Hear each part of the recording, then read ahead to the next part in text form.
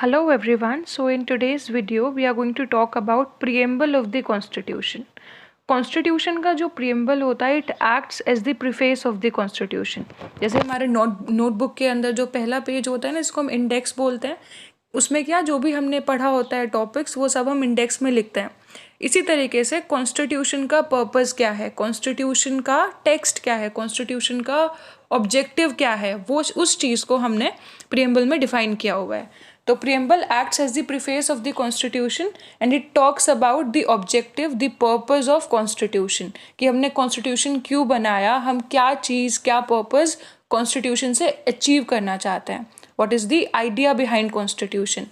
That idea is written in the form of preamble. Now preamble, as I told you, it acts as the preface.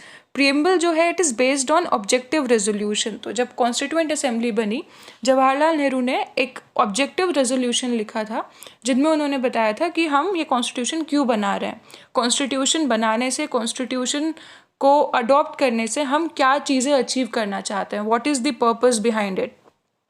Objective resolution में उन्होंने वो लिखा था और उसी objective resolution को बाद में प्रियम्बल की तरह कॉन्स्टिट्यूएंट असेंबली ने अडॉप्ट किया. जो आपका प्रियम्बल का टेक्स्ट है उसमें लास्ट में लिखा होता है कि we adopt the constitution on November 26, 1949. यानी कि प्रियम्बल के अंदर डेट ऑफ अडॉप्शन लिखा है. The date of adoption is 26 November 1949. 26 जनवरी 1950 में कॉन्स्टिट्यूशन इन्फोर्स हुआ था, इसीलिए 26 जनवरी को हम रिपब्लिक डे के फॉर्म में बनाते हैं. तो वो इन्फोर्स हुआ था 26 जनवरी को, that's when we celebrate our Republic Day, but it was adopted on 26 November 1949. इसीलिए हम 26 नवंबर को कॉन्स्टिट्यूशन डे मनाते हैं, राइट. प्रियम्बल को अब तक सिर्फ एक बार अमेंड किया है. It was amended only once by 42nd amendment act 1976. और इस अमेंडमेंट के थ्रू प्रियम्बल के अंदर 3 नए वर्ड ऐड किए गए थे: सोशलिस्ट, सेक्युलर एंड इंटेग्रिटी.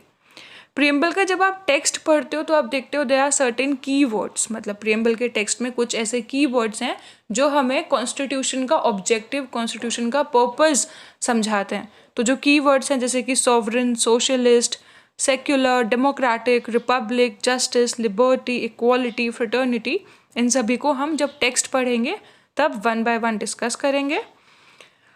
उसके बाद ये एक इशू बहुत लंबे टाइम तक चला कि प्रियम्बल को कॉन्स्टिट्यूशन का पार्ट माना जाना चाहिए या नहीं. भाई preamble is just the preface, you know. तो whether we should treat it as a part of constitution और नॉट. तो इस पर सुप्रीम कोर्ट का जो ओपिनियन है वो चेंज होता रहा है. 1960 में there was a case called Berubari union case. तो बेरूबारी यूनियन केस में सुप्रीम कोर्ट ने कहा था कि नहीं, हम प्रियम्बल को कॉन्स्टिट्यूशन का पार्ट नहीं मानते.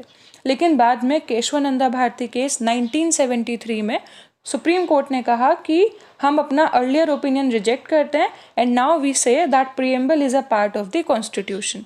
तो प्रियम्बल को आज के दिन जो प्रेजेंट पोजीशन है, according to that preamble is considered a part of constitution, लेकिन it is non justiciable in nature. मतलब कोर्ट में the provisions of preamble are not enforceable in court of law.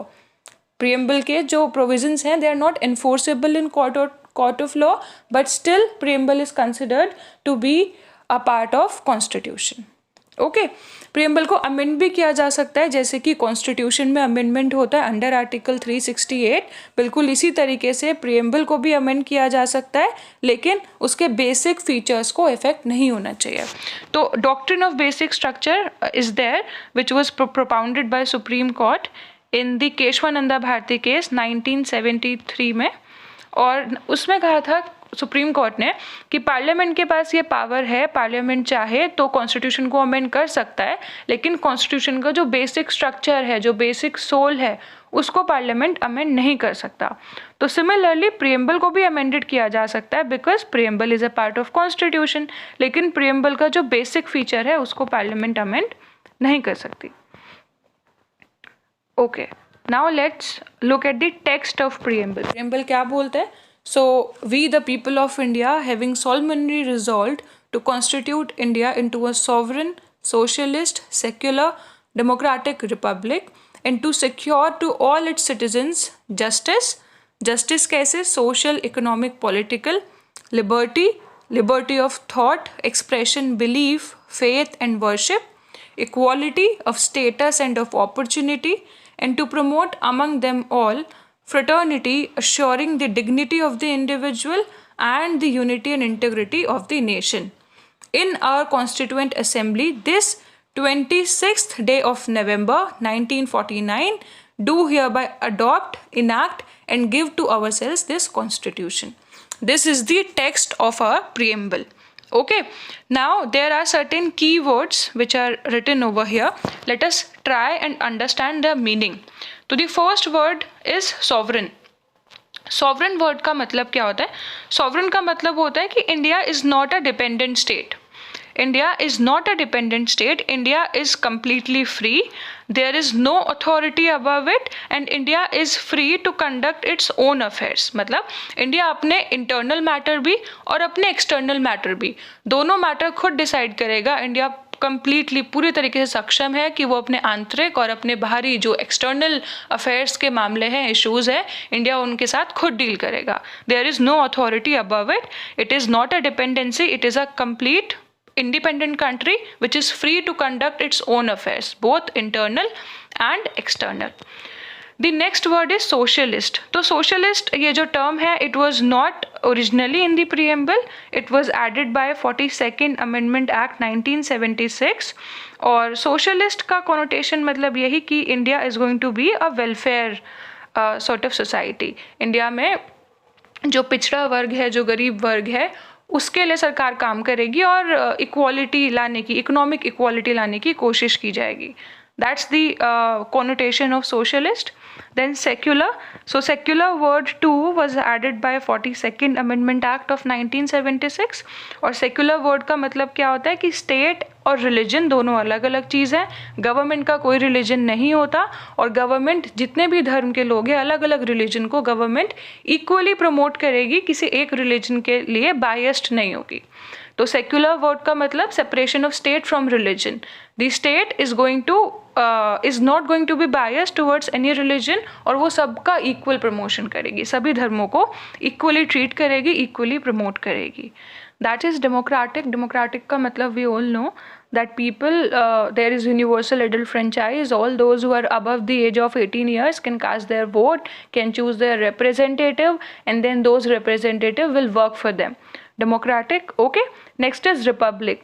Republic word का मतलब क्या है? Republic word का मतलब है कि जो कंट्री का हेड ऑफ द स्टेट है, दैट पर्सन इज इलेक्टेड. कोई मोनार्की नहीं है, कोई ये नहीं है कि राजा जो है राजा है आपके यहाँ और उसी का बच्चा अगला राजा होगा. This thing is not there. Republic है. रिपब्लिक मतलब head of the state is elected. तो इंडिया में हेड ऑफ द स्टेट कौन है? President. And our president is elected, though he is indirectly, he और she is indirectly elected. Normal people like us, we don't vote for them. उनका election indirect तरीके से होता है, but still he और she is elected. तो Republic term का मतलब होता है कि head of the state will be elected. Okay, आगे देखते हैं वर्ड्स. जैसे पहला वर्ड क्या है? Justice.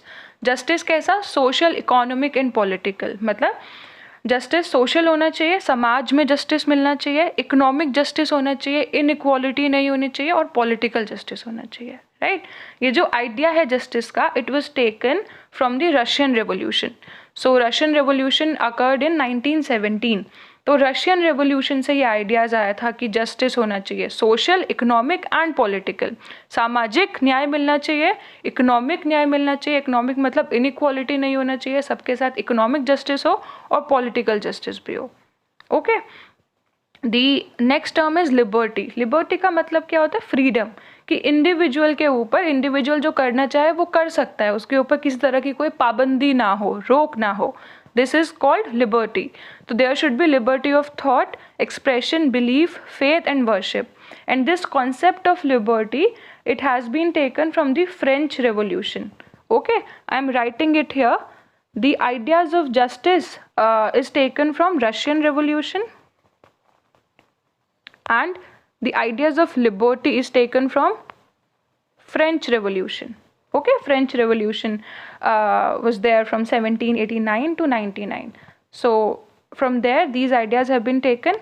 Next is equality. So there should be equality of status and of opportunity. And then there is fraternity. Fraternity का मतलब क्या होता है? ब्रदरहुड, कि सब लोग आपस में प्यार से रहें, अच्छे से रहें। इनफैक्ट जो आपका आर्टिकल 51A है जिसमें फंडामेंटल ड्यूटीज़ लिखा है, उसमें भी one of the duty is to ensure कि सभी लोग आपस में भाईचारे की सेंस से रहें, लड़ाई झगड़े ना हो, and there is a sense of brotherhood. तो this is all, these were the key terms, and then we adopted it on 26 November 1949। तो ये क्या आपने प्रीफेस पढ़ा तो आपको पता चला कि हमारे कॉन्स्टिट्यूशन के बेसिक आइडियाज़, बेसिक वैल्यूज़ क्या है। That was the purpose of preamble. I hope you got the topic. If there is any doubt, you can ask me in the comment section. Thank you.